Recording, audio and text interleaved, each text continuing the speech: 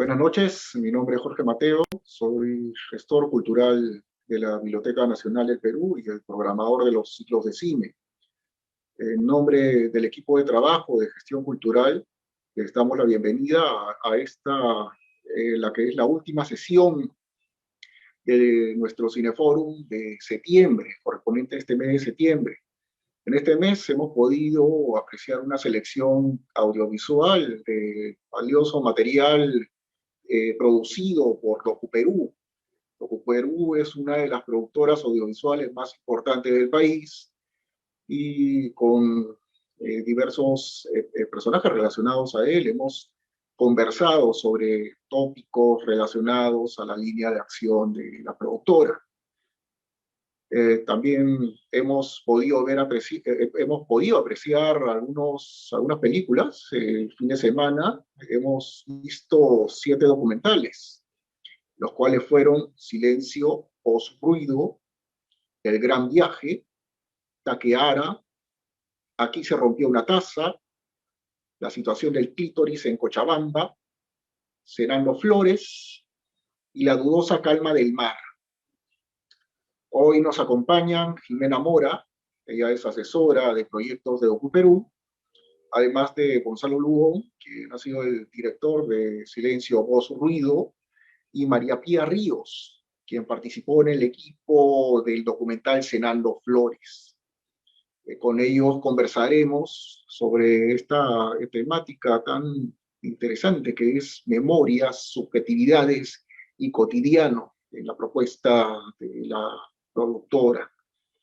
Les recordamos al público que nos sigue, si tienen alguna consulta, alguna inquietud, pues pueden escribirnos en la sección de comentarios de esta publicación y, bueno, la trasladaremos a nuestros amigos invitados de hoy. Ahora procederemos con la bienvenida justo de nuestros invitados. En primer lugar, saludamos a Jimena Mora. Ella obtuvo una maestría en la Universidad de Artes y Diseño de Kioto, en Japón. En el 2016 fue directora del proyecto 100 años de Cristina Gálvez, un homenaje al legado de la artista peruana, y actualmente se desempeña como editora y docente de la UPC y en el Centro de Estudios Orientales de la Pontificia Universidad Católica del Perú. Asimismo, es codirectora de Futari Proyectos, la cual es una plataforma de investigación sobre cine asiático, y es miembro de la Asociación DocuPerú desde 2014. También se encuentra con nosotros Gonzalo Lugón. Él es egresado de la carrera de Ciencias y Artes de la Comunicación de la Pontificia Universidad Católica del Perú y tiene además una maestría en Dirección de Cine en la Escuela Superior de Cine y Audiovisuales de Cataluña. Asimismo, es socio fundador y director de la productora Camino Films. Y podemos comentar que en 2019 su proyecto de serie documental llamada El lenguaje invisible ganó uno de los premios del concurso anual de pilotos de series otorgadas por el Ministerio de Cultura de nuestro país. Finalmente, le damos la bienvenida a María Pía Ríos. Ella es académica y educadora interdisciplinaria, licenciada en Filosofía por la Pontificia Universidad Católica del Perú, y es Master of Arts, convención en estudios interdisciplinarios por la New York University. Actualmente trabaja para la organización sin fines de lucro EBC, Educational Video Center, ubicado en la ciudad de Nueva York, como directora de programas de desarrollo profesional. Les agradecemos su presencia y les damos la bienvenida a esta sesión del Cineforum de la institución. Buenas noches. ¿Qué tal? Empezaremos pues conversando con Jimena sobre, quizá, cuéntanos Jimena, ¿cómo entraste en contacto con la gente de DocuPerú? ¿Cómo fue tu afinidad para poder seguir con esta propuesta audiovisual que tiene DocuPerú, tan ligado al autorreconocimiento de individuos y comunidades? Bueno, buenas noches, Jorge. Gracias a María Pía y a Gonzalo por acompañarnos esta noche y a la biblioteca por darnos este espacio de compartir un poco sobre nuestros diferentes proyectos. Hoy vamos a estar hablando sobre todo de los proyectos realizados en nuestro taller de formación que se llama El Otro Documental. Así que nada, muy contenta. Además, yo acompañé los procesos tanto de Gonzalo como de María Pía, así que conozco muy bien, digamos, estos documentos, ¿no? Y bueno, sobre tu pregunta, la verdad es que DocuPerú para mí ha sido un hito. Yo estuve fuera del Perú cerca de 8 años y vine al Perú en realidad de vacaciones por un evento familiar. Y no pensaba quedarme, pero bueno, las cosas se fueron moviendo y tomé contacto con DocuPerú y me hizo mucho sentido reconectarme con mi país a partir del proyecto y de la propuesta de, de democratización de los medios que plantea DocuPerú, ¿no? Y bueno, hice un primer viaje con ellos a Huancabamba, a la Sierra de Piura, para trabajar con mujeres que habían pasado por esterilizaciones forzadas. Y eso me dio mucha fuerza para pensar en volver en el Perú y trabajar nuevamente aquí. Y bueno, desde este encuentro y desde este viaje que he tomado la decisión de vivir aquí.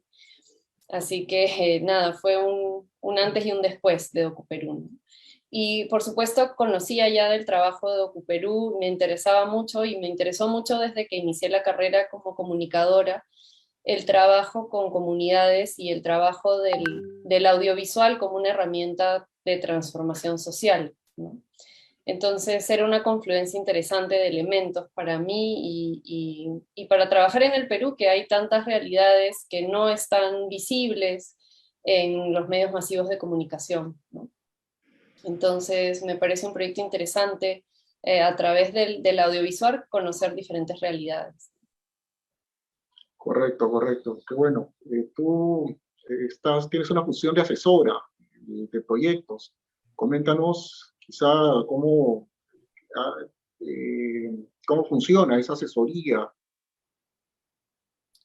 Sí, bueno, el trabajo sobre todo en el EOD, digamos que se empieza, se sientan las bases con lo que comparte José en la parte teórica, ¿no? Creo que esta primera etapa donde José va mostrando documentales y va acercando a las y los participantes a lo que es el formato documental, creo que es importantísimo, ¿no?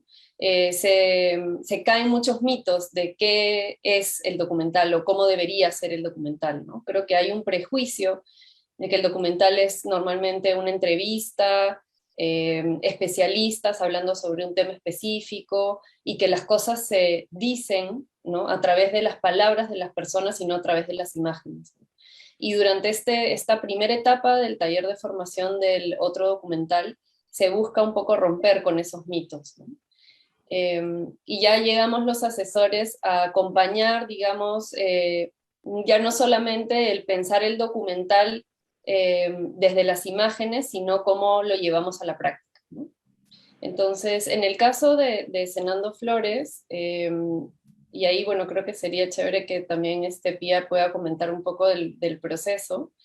Eh, en realidad fuimos haciendo la película juntas, ¿no? Éramos un equipo todas éramos mujeres, menos Alfredo Acevedo. Así que fue un poco ir haciendo juntas, viendo cómo pasábamos una primera barrera, que era que las mujeres que iban a dar su testimonio no podían mostrar su rostro, su cara, ¿no? Porque el aborto sigue estando penalizado en el Perú, ¿no? Y bueno, qué bueno que estamos hablando de este tema hoy y comentando Cenando Flores hoy, que es 28 de septiembre, el día en que las mujeres salen a marchar por la despenalización del aborto, ¿no? Entonces era una primera limitación el pensar en una película documental que no tuviera una cara visible. Pero eso hizo que se enriqueciera, digamos, el lenguaje visual de la película. Y fuimos varias asesoras, no solamente lo asesoré yo, y fuimos varias mujeres que fuimos buscando referencias documentales de otros países, de otros lugares, y acompañando la parte de filmación. En realidad, cuando hacíamos el taller de forma presencial, los asesores y asesoras estamos prácticamente viviendo con el equipo, ¿no? Nos amanecemos juntas, editando en los espacios que teníamos habilitados para ello, salíamos a como ayudar a los participantes a enfocar, digamos, cada una de las historias, ¿no? A través de la forma de filmar. Sí, has comentado pues justamente sobre el otro documental. Hoy día vamos a hablar básicamente de los proyectos del otro documental. Quizá antes de pasar a hablar con nuestros otros invitados, nos puedas comentar cómo se puede participar en el otro documental. Quizá es necesario tener conocimientos de lenguaje cinematográfico para participar. ¿Cuáles son los requisitos? Sí, gracias por la pregunta, Jorge. Mira, el otro documental lo hacemos todos los años en verano, en febrero, mediados de febrero. No es necesario tener experiencia previa, solamente ganas de chambear, de filmar y de aprender sobre documental. Hemos tenido gente de diferentes áreas, ¿no? Antropólogos, antropólogas, filósofos, hasta especialistas en aeronáutica. Así que no hace falta ninguna experiencia. Correcto, correcto. Bueno, tengo entendido pues que las últimas sesiones han sido virtuales, ¿no es cierto? Por la coyuntura.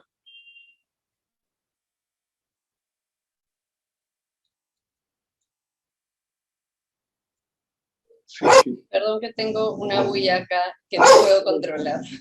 No te preocupes, esto sucede con los temas técnicos de la tecnología, ¿no? Bueno, eso podemos conversarlo entonces después, ¿no? Lo que también quería señalar es que los documentales que se han visto este último fin de semana, pues a pesar que todavía tienen un contenido abordan la problemática social, colectiva, en el caso pues de Zenarno Flores, que habla justo sobre la legalización del aborto, el pedido, la lucha por la legalización del aborto en nuestro país. Pues la dinámica de los relatos es más íntima, más personal, guiadas la mayoría por un narrador en off, muy bien, como ha expresado Jimena, ¿no? Tenemos a un personaje protagonista, un rostro, en el cual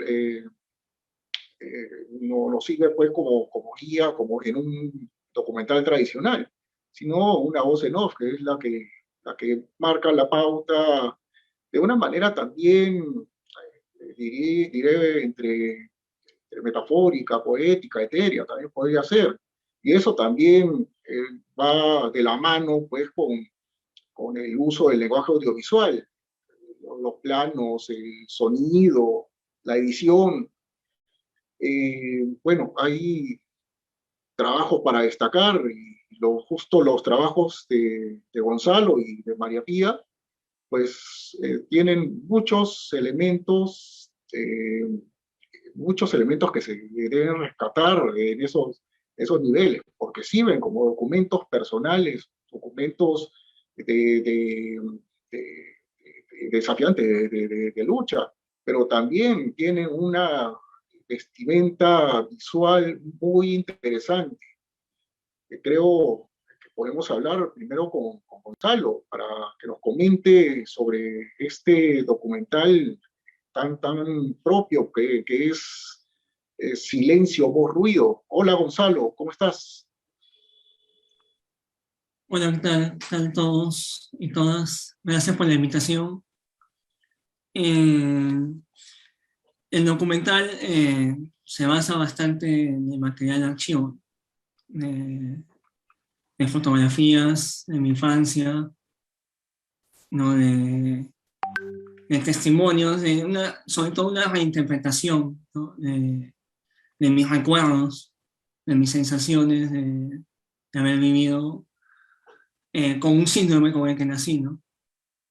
Claro. ¿Por qué te animaste a contar tu historia en este documental? Bueno, ¿y por qué adoptar el formato documental? El documental, de hecho, es un formato que te da libertad, ¿no? Te da libertad, y con esa libertad te sientes, ¿cómo se llama?, con las herramientas como para plasmar cualquier tipo de subjetividad, ¿no? Y puedes, ¿cómo se llama?, expresar desde donde te nazca, ¿no? Yo realmente no... la idea que plasmé en ese documental es una idea con la que he nacido, ¿no? Siempre he tenido ahí dando vueltas, no sabía qué hacer, y justo por la pandemia se dio la oportunidad que pude asistir al taller del otro documental, que era un taller que lo venía como que siempre queriéndome meter, pero siempre aplazándolo por trabajo, por estudios o por vegano, ¿no? No, siempre gano también algunas veces vegano, ¿no? O temores, no sé, pues, ¿no? Y, y justo coincidió la pandemia, justo coincidió también que el tema que iban a tocar en ese taller se iba a basar bastante en trabajar con material de archivo o con lo que tengas a la mano, por el hecho que no podía salir, ¿no? A grabar o a encontrar personajes, ¿no? Y yo estoy haciendo un documental de mi abuelo que se basa bastante, no, todo es narrado con material de archivo, y estaba medio perdido en cómo trabajar, ¿no?, con ese material, ¿no? Y dije, ya, esa es la oportunidad para que me den conocimientos, me den referencias, para yo poder enfrentarme a la otra idea que tenía, ¿no? Y, ¿cómo se llama? Mientras estamos en los talleres, en las clases, pensé, dije, voy a tener que hacer es el momento de tener que hacer la idea postergada, ¿no? ¿No? Y como dije, ¿no? El formato documental era el que tenía que ser, ¿no? Por el hecho de la libertad, ¿no? El llegar por la forma como fue narrado, ¿no? El documental, la forma que fue narrado lo llegué mientras lo hacíamos, porque yo no lo he hecho solo, ¿no? He estado asesorado por la gente del Docuperú, ¿no? Que realmente el trato, esa libertad también que te da el documental, también la misma gente del taller también te la da, ¿no? Por el trato horizontal que tienen en sus clases, y ¿cómo se llama? Y lo abiertos que son para dar sus conocimientos, sus referencias y sus opiniones, ¿no? Eso te da confianza también y te lanzas, ¿no?, a hacer, ¿no? No sé, temas, ¿no? Bueno, podría comentar que si no han visto el documental de Gonzalo, pues como él ha comentado, se basa en fotografías, en recuerdos fotográficos de su pasado, ¿no? Y esta sucesión de imágenes van acompañadas, en primer lugar, pues el uso de la imagen, pues con desenfoques, con detalles de las fotografías, que son, y formas que son medio difusas, ¿no? También agregando ruidos, sonidos secos, largos momentos de silencio, en las que se experimenta una sensación de confusión, con una edición también muy, interesante, que justo narra la condición con la que había nacido acá Gonzalo, que no tiene, bueno, tiene sordera de un oído. Entonces, justo con todos estos elementos audiovisuales, Gonzalo pues nos proyecta pues una sensación, ¿no?, propia, ¿no? Me parece súper interesante, pues, cómo has estado haciendo esta selección tanto de sonidos y de imágenes, o parte de imágenes, o juegos de imágenes, que dan como resultado este documental, que también, repito, es súper personal, súper uh, desgarrador por momentos. ¿Consideras, Gonzalo, que en la realización, en el concepto y realización, hubo alguna dificultad quizá para hacer una secuencia, para tener alguna resolución? De hecho, el proceso pasó por varias etapas, ¿no? Pero desde un inicio, como la misma apertura, ¿no?, con la que fui, siento que la gente, los asesores y las asesoras, captaron y supieron lo que yo quería transmitir, ¿no? Entonces comenzaron a guiar un poco también ese camino, y te mandan referencias, lecturas, ¿no? Y que te ayudan un montón, ¿no? De hecho, antes empezó, ¿cómo se llama?, el concepto visual con una narración un poco hasta más abstracta y confusa, ¿no? Era más cámara en mano, jugar con más desenfoques que enfoques. Hasta algunas veces yo planteé que yo salía en el documental, ¿no?, haciendo esos ejercicios de foniatra, ¿no? Como que empecé con una gran cosa, con una lista de un montón de cosas, de 100 cosas, como si empezaras con una lista de 100 y vas descartando, vas sacando, y te quedas con lo mínimo, ¿no? Que me pareció paja y bonito contar con menos elementos visuales, pero que narren algo íntimo, algo sincero, pero también a la vez, ¿cómo se llama? No político, pero que sea, ¿cómo se llama? ¿Cómo se llama? Me dio Auténtico, la palabra. ¿Ah? quizá ¿Cómo? auténtico. Sí, pero que también sea colectivo, ¿no? Que la gente también se identifique no solo con las personas que estén exactamente en el síndrome que yo tengo, sino con la gente que tenga distintas dificultades para desenvolverse en la realidad, ¿no? ¿No? Pero ya, la pregunta que me hiciste es que cómo si hubo dificultades. De hecho sí hay dificultades, pero esas dificultades son las bonitas de un proyecto también, ¿no?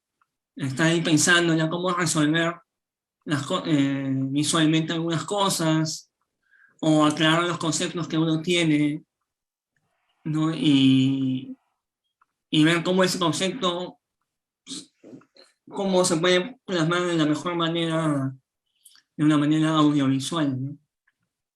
Pero en la realización en sí estuve yo solo, ¿no? Sí, lo he hecho solo en mi casa, no por el hecho de que no podía salir, ¿no? Pues normalmente yo creo que sí hubiese tenido, ¿cómo se llama?, a alguien que me apoye, o dos personas que me apoyen, sería bacán por el hecho de que, ¿cómo se llama?, alguien puede hacer la cámara, yo voy cambiando las fotos, también mientras estás grabando con alguien,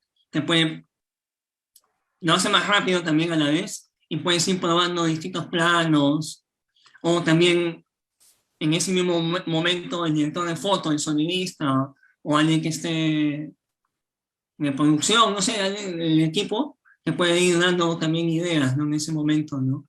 Por ahí un plano que no se te ocurrió, ¿no? O alguna foto que yo deshice, ¿no? Que no la puse, ¿no? Pero el proceso sí fue bastante bien guiado y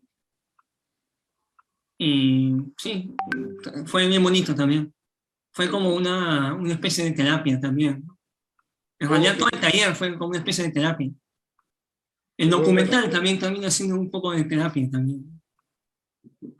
eso también era una de las consultas que tenía, ¿no? Sobre este proceso quizás sanador que tiene la expresión, y en este caso la expresión audiovisual, sobre un tema propio, un tema propio y que ha sido tu propia experiencia, ¿no?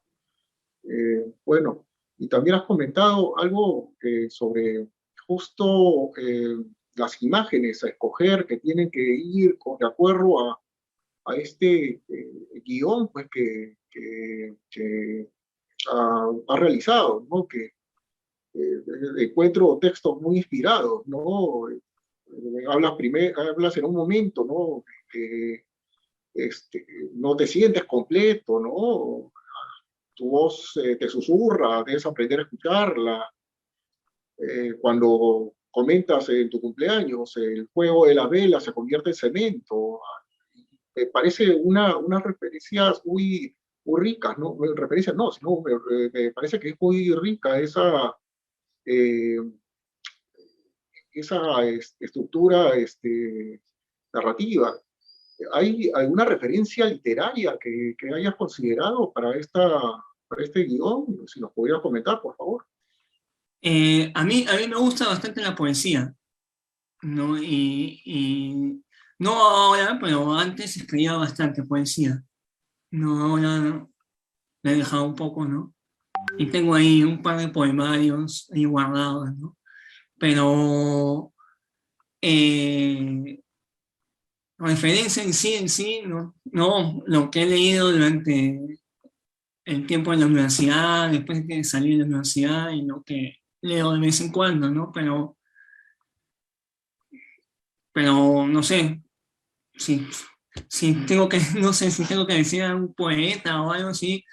En la universidad me encantaba, me obsesioné un poco con, no obsesioné, pero me gustaba bastante Westphalen, ¿no? Y esas referencias me parecía bastante visual su poesía, ¿no? ¿No? Y justo yo estaba estudiando, estaba en letras y no sabía qué estudiar, me estaba yendo en literatura, pero me metí a un curso de cine en la misma universidad, ¿no? En apreciación cinematográfica, y vi El perro andaluz, y entonces mezclé poesía con lo visual y dije, ah, no, yo me tengo que ir por ahí, ¿no?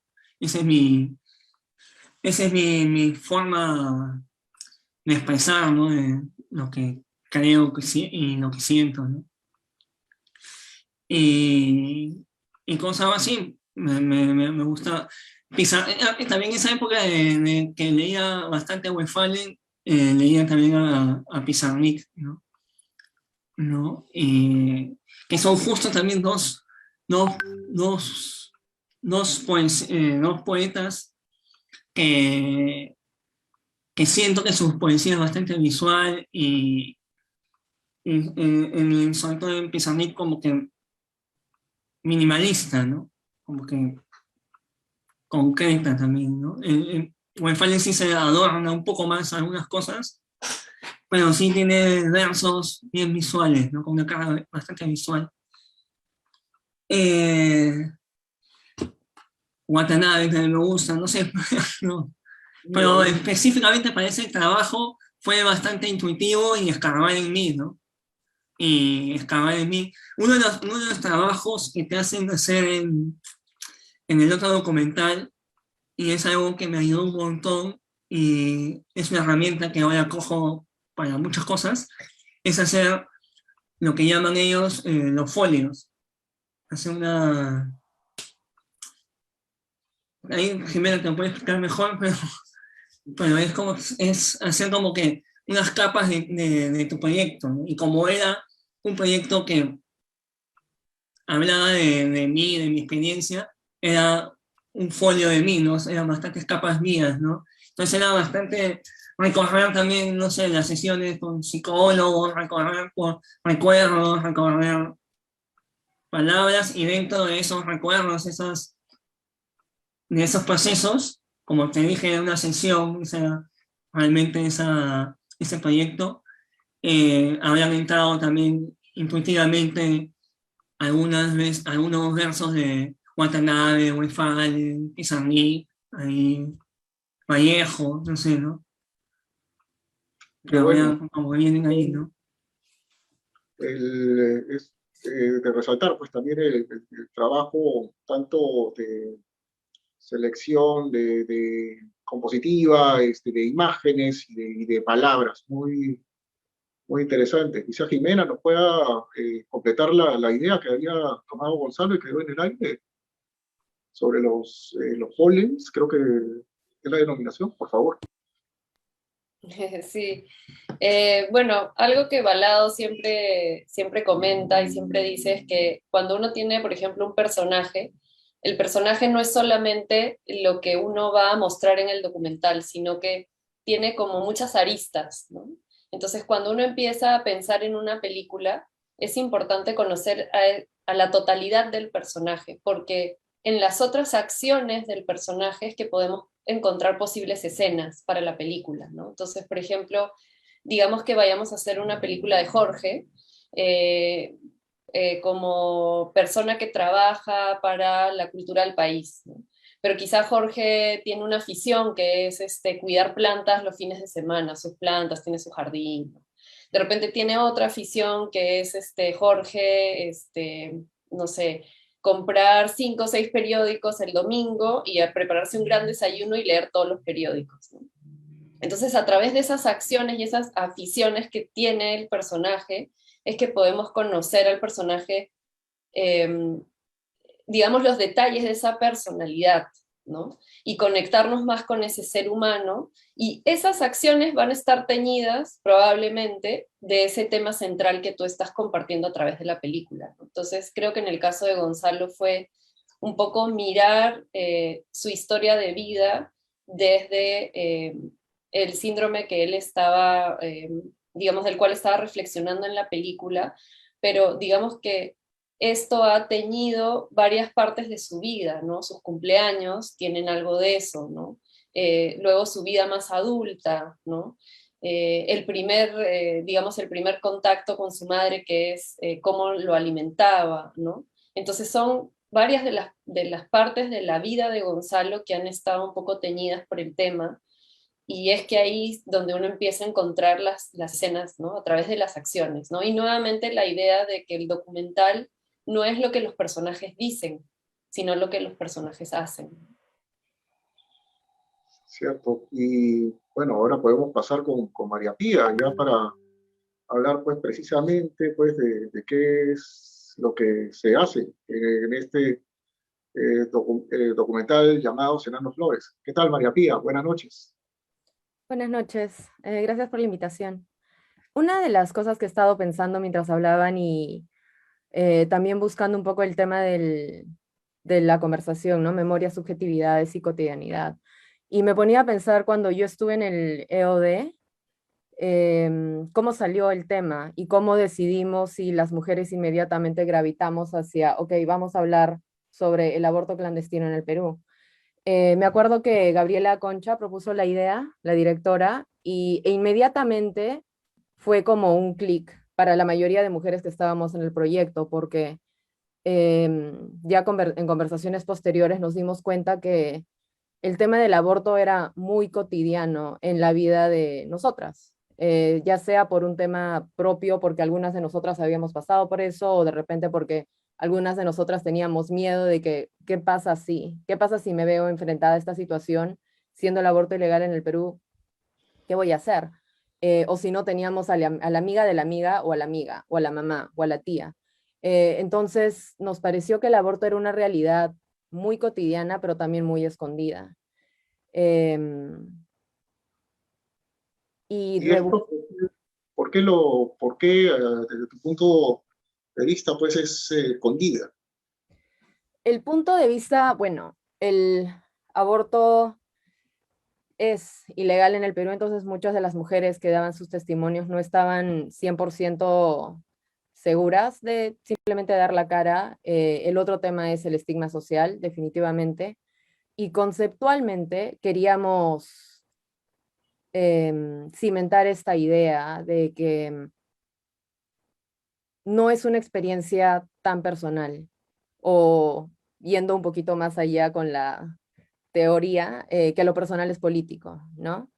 Que estas historias, por más personales que podrían ser, y que es una mujer en específica la que le está narrando, podría ser fácilmente nuestra historia el día de mañana.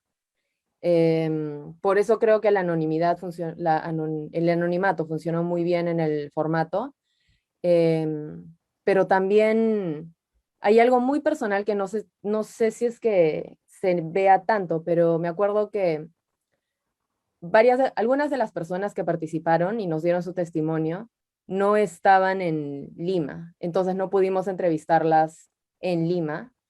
em, y decidimos darles la libertad de que nos envíen material que ellas mismas habían creado a través de sus teléfonos.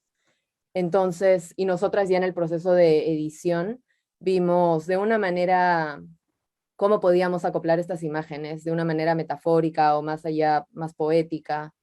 Hay mucho de experimentación justamente porque siento que en ese momento y durante todo el proceso éramos varias personas trabajando en este proyecto, pero al mismo tiempo estábamos como que unidas, como una misma cabecita, incluidas las personas que nos dieron su testimonio.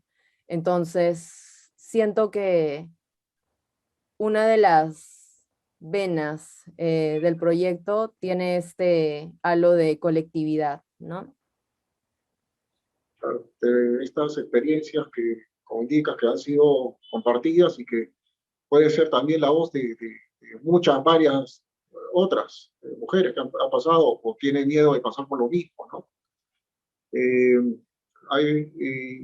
igual pues que el documento de Gonzalo, este material pues tiene elementos etéreos, metafóricos, e inclusive muy crudos, muy crudos, que también podríamos comentar pues en breve, ¿no? Pero quizá si nos puedes comentar, María Pía, por qué utilizar este formato como alternativa de expresión justo sobre este tema tan polémico, tabú, pues en sociedades conservadoras como la nuestra.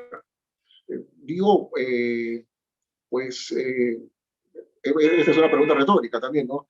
¿No sería mejor dar el mensaje directo? Quisiera que me lo contestaras.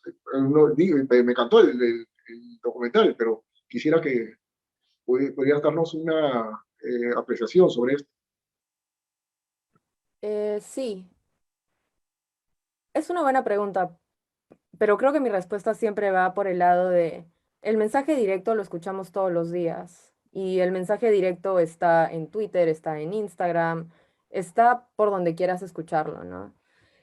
Sí, el Perú es una sociedad sumamente conservadora, pero también el Perú, o ciertas capas, o las capas que dominan la opinión pública, son capas globalizadas. Entonces, si bien es cierto que el tema del aborto se discute de una manera muy particular, muy a lo, ok, decisión libre para todas, pero a veces se deja de lado el tema de que es un tema de salud pública, por ejemplo. Y hay imágenes en el documental Encenando Flores que son intencionalmente, no grotescas, pero sí fuertes y violentas, porque ese es un lado del aborto que conocemos, pero muchas veces no queremos explorar, como el hecho de que hay mujeres que tienen secuelas por realizarse abortos clandestinos, mujeres que mueren, mujeres que definitivamente no la pasan bien. En el Perú puedes acceder a un aborto en una clínica si tienes plata y no te va a pasar nada, porque es un procedimiento relativamente sencillo, pero si no tienes dinero, a dónde vas y cómo quedas. Siento que ese es lo que estábamos tratando de comunicar con el documental, y darle como este giro un poquito más emocional, ¿no? Emocional, subjetivo, más allá de la mera legalidad. Perfecto.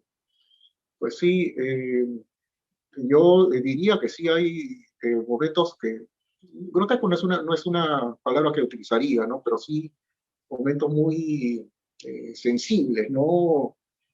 Con esta asociación iconográfica, con los detalles de cortezas, púas, mientras que la voz en off nos indica que está pasando por este proceso quirúrgico clandestino, ¿no?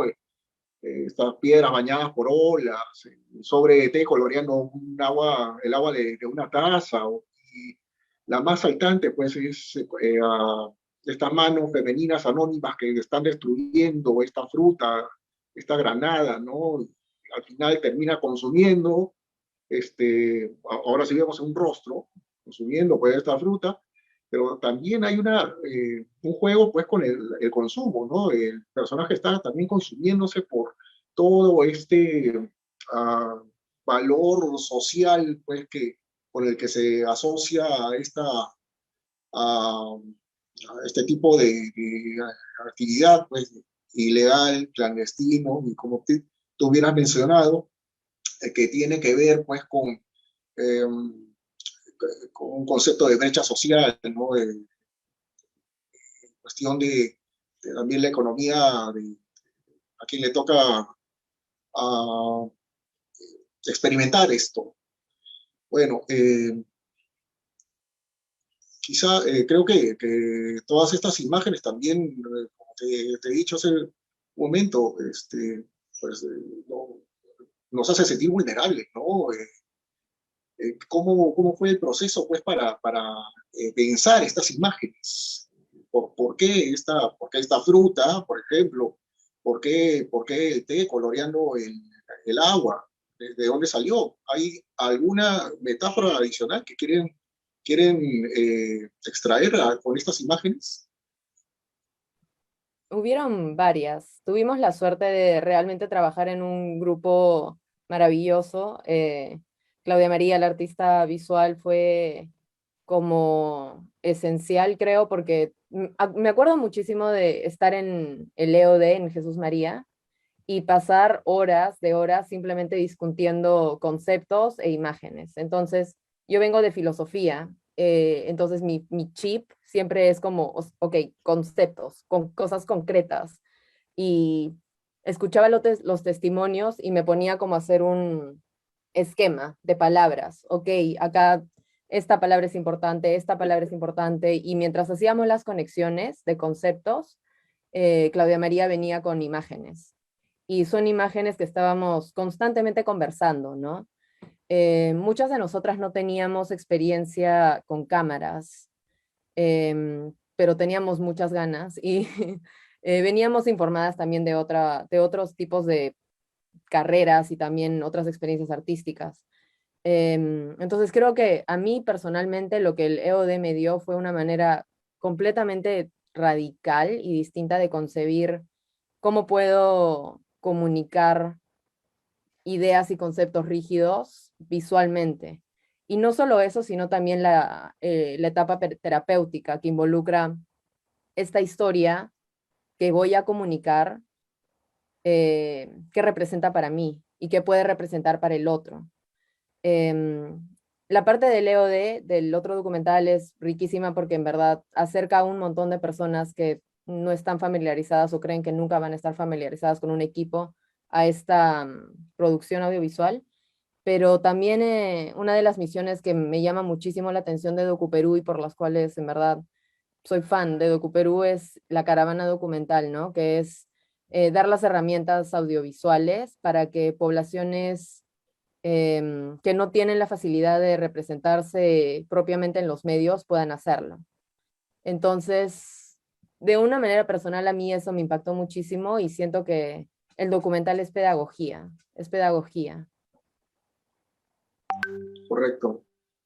Y dentro de esta pedagogía que se plantea, pues también encontramos, al igual que el documental de Gonzalo, pues una cantidad de frases. Bueno, estas frases también son citas de personajes también como Virginia Woolf, La Cabarela, María Emilia Cornejo, Emilia Parra, Bazán, pero también hay propias, ¿no? Como esta frase con la que se toma el nombre del documental, que es comer tierra para terminar cenando flores. Eh, Quizás si nos puedas comentar, pues, cómo ha sido la recepción de estos mensajes, pues, en el público que ha visto el documental, qué te han comentado, que les han comentado al equipo, porque es un equipo al que ha estado detrás de Cenando Flores. Siento que no ha sido fácil para los espectadores. Es un documental experimental y no muchas veces estamos acostumbrados a escuchar un lado de las mujeres vulnerable, pero también no vulnerable en el sentido de, ay, pobrecitas, sino vulnerables están enojadas también, ¿no? Creo que el documental también tiene mucho de enojo y en la mayoría de casos eso ha sido difícil de digerir para ciertas audiencias, sobre todo en el Perú. Yo lo he mostrado a algunos compañeros que tengo de otros países y acá ahora que estoy trabajando y curiosamente no les ha resultado tan chocante. Podría ser una cuestión cultural, eh, pero siento que eso es lo rico del documental también, ¿no? O sea, cosas que se tienen que empezar a discutir y desde distintos ángulos. No siempre las mujeres van a tener una voz blandita o una voz suavecita o una voz de tristeza. Una de las cosas que más valoro de las mujeres que nos dieron su testimonio es que ninguna de ellas se sentía víctima. Eran mujeres muy fuertes y mujeres que sentían rabia, indignación, como he pasado por esto, pero no debería, porque este procedimiento es sencillo. Yo no debí pasar por esto. No se arrepienten, como es el gran mito, ¿no? De que las mujeres que abortan se sienten tristes y se arrepienten, sino lo que sentían ellas, y creo que eso es lo que tratamos de comunicar, es rabia porque no tienen un sistema que las apoye, ¿no? Claro, una necesidad que es también uno de los mensajes que también se escucha en el documental. Bueno, quizá pudieras hacer como una manera de reflexión del documental con respecto, pues, a la situación, pues, de la legalización del aborto, pues, en esta sociedad. Por favor. Simplemente que estamos hartas. Ese sería el mensaje, ¿no? Estamos hartas de que hayan mujeres que sigan muriendo por querer tomar una decisión muy personal y muy propia. Y no tendríamos por qué estar siendo monitoreadas por un estado, por una iglesia, un padre, una madre, para tomar una decisión que nos marca de por vida. La maternidad tiene que ser deseada en todos los casos. Tiene que ser deseada. Muy bien, muy bien.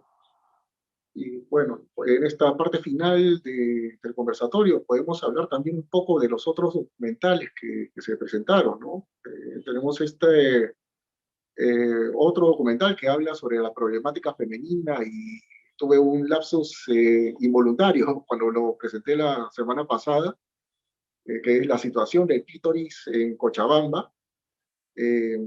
Quizá si nos puedes comentar, Jimena, cómo surge este documental. Creo que es el más estándar, ¿no? Es un documental pues con entrevistas, pero igual tiene su onda muy similar pues a lo planteado pues en Serrano Flores, ¿no? Que es el empoderamiento el femenino y la lucha contra los tabúes, ¿no?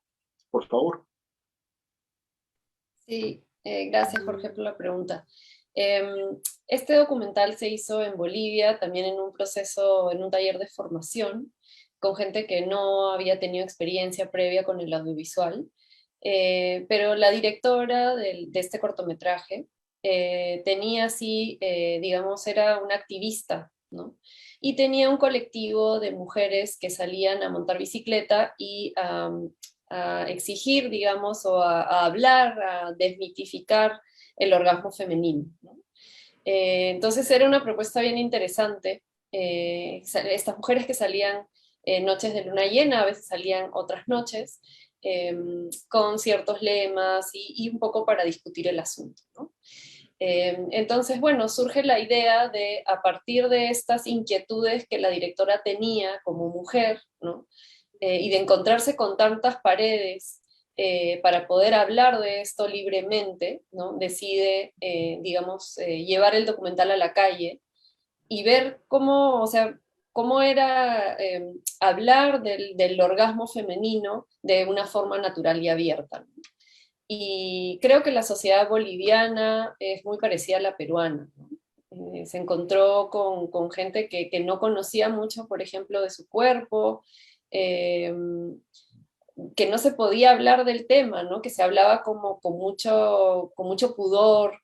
Y bueno, estamos pues ya en los años 2000, ¿no? Esto debería ser algo de lo cual ya no nos podemos sonrojar para hablar de ello, ¿no? Entonces es una mirada bien, bien natural, bien orgánica y bien de romper barreras, ¿no? De poder conversar de algo que debería ser totalmente natural, eh, la liberalización de la sexualidad femenina.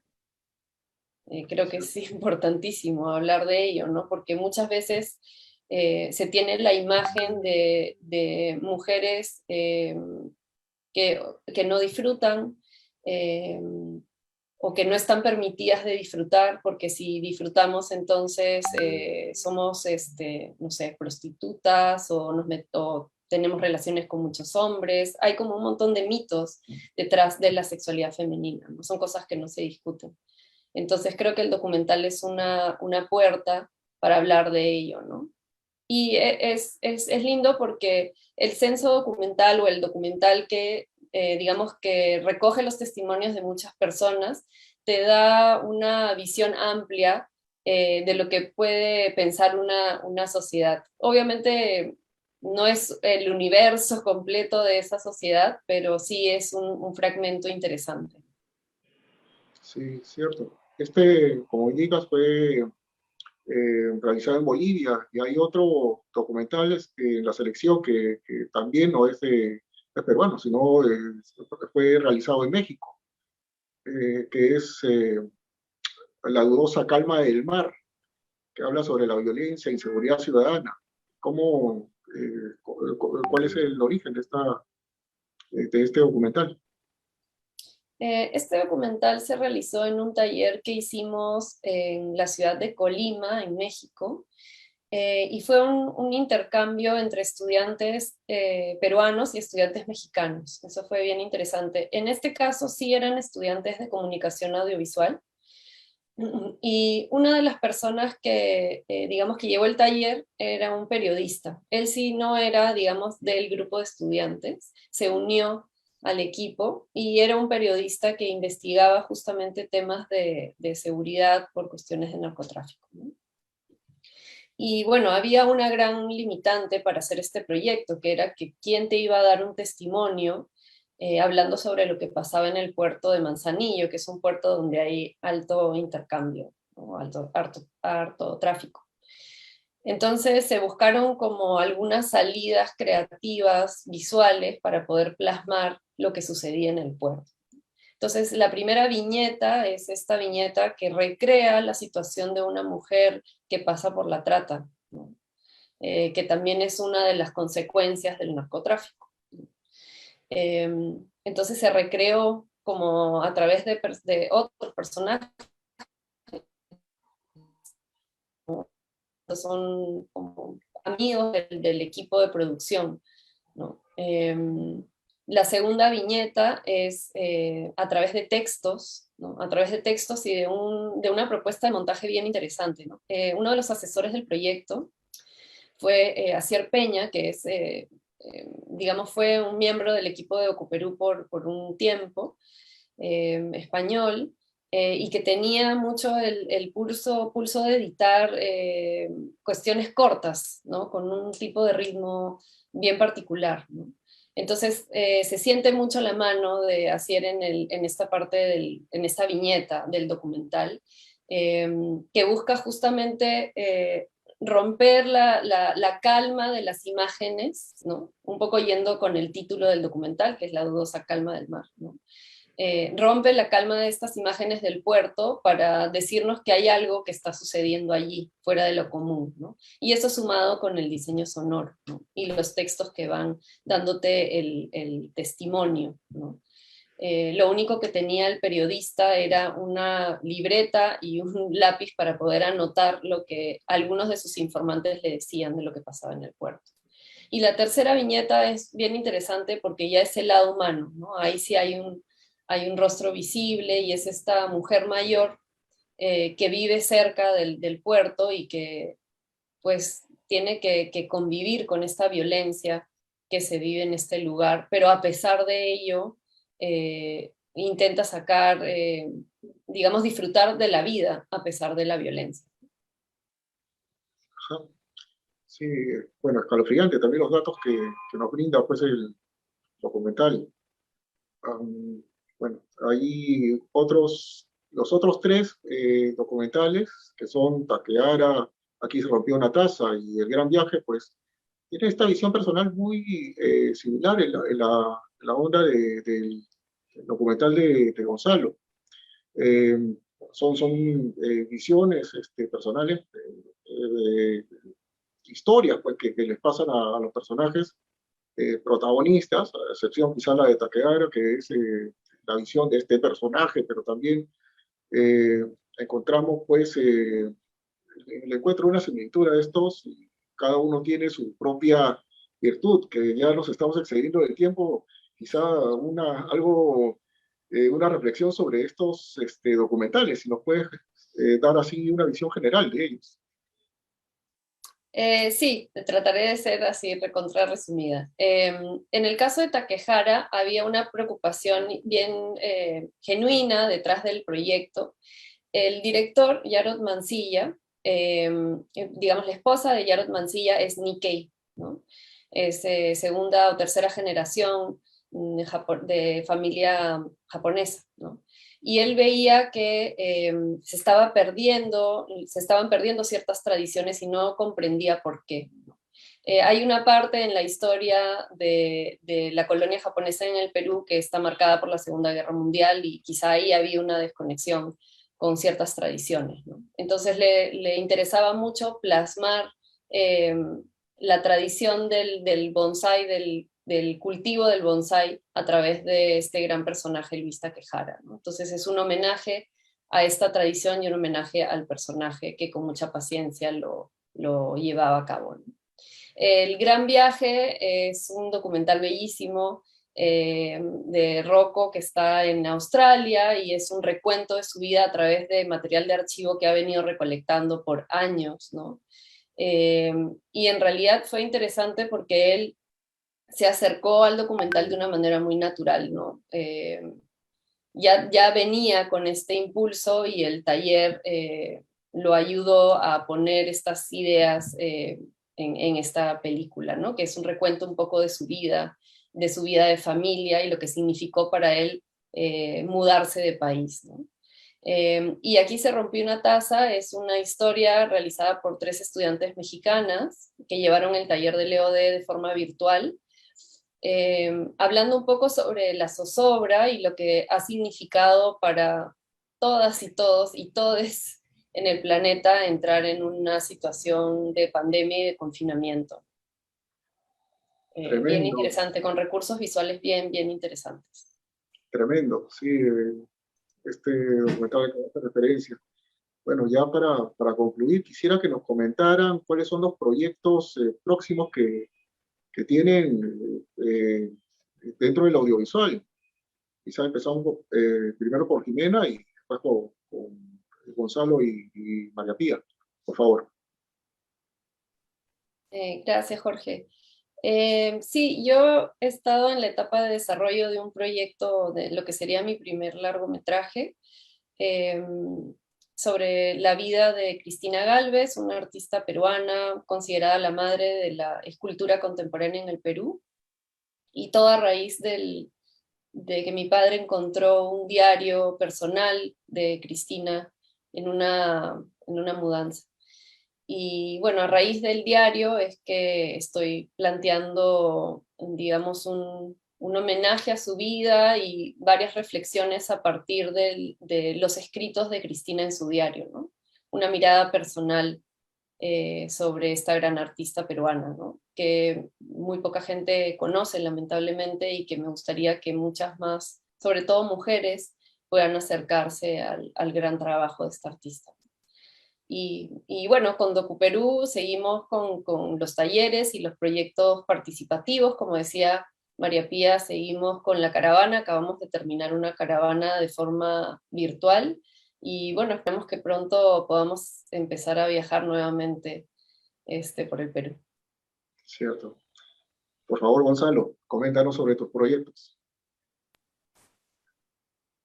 Ahora estoy retomando la preproducción del piloto de serie, documental El lenguaje invisible, que por la pandemia no lo pudimos realizar el año pasado y este año, porque nuestro personaje es una persona de riesgo, y también con las personas que vamos a trabajar, entrevistar, también eran personas de riesgo. Estamos así en la preproducción, pero bastante lenta por todo lo que está pasando, ¿no?